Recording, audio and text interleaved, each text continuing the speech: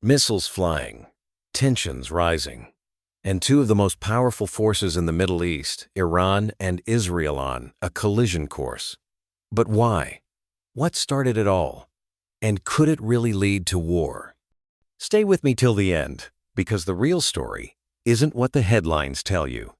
To understand the Iran-Israel conflict, we have to go back to 1979, when the Shah of Iran was overthrown during the Iranian Revolution.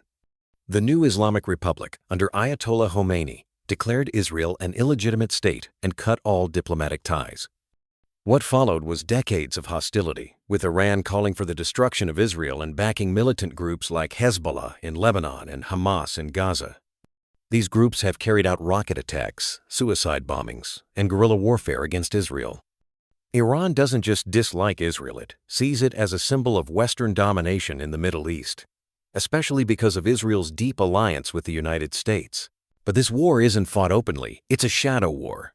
Iran funds and trains proxy militias across the region, while Israel responds with covert operations, drone strikes, and cyber warfare. Remember the Stuxnet virus in 2010? It crippled Iran's nuclear facilities? Or the assassination of Iranian nuclear scientist Mohsen Fakhrizadeh in 2020? All fingers pointed to Israel. And then there are the frequent Israeli airstrikes on Iranian bases in Syria and Iraq, meant to stop Iran from establishing a military corridor to the Mediterranean. What drives Israel to take these risks? One thing: Iran's nuclear program. Israeli officials believe a nuclear-armed Iran would be an existential threat.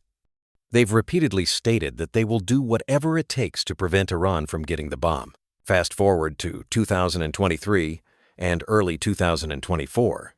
The situation escalated dangerously.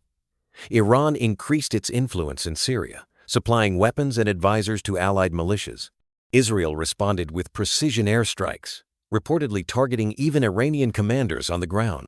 Iran didn't sit quietly. Hezbollah fired rockets into northern Israel, Hamas escalated in the south, and Iranian officials issued direct threats of retaliation.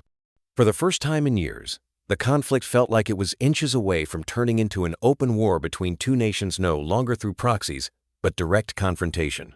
And just when it seemed like a spark could ignite the fuse, something unexpected happened.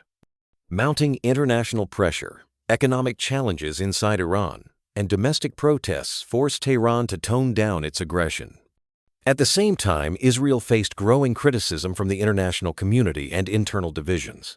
Behind the scenes, diplomatic channels opened via Oman and Qatar, urging both sides to step back from the brink. In recent months, both Iran and Israel have shifted to a more cautious posture, returning to indirect confrontation rather than all-out escalation. But the core issue? It's far from resolved. This isn't a story with a happy ending, it's a ceasefire in a firestorm. The Iran-Israel conflict hasn't ended. It's paused, waiting for the next trigger.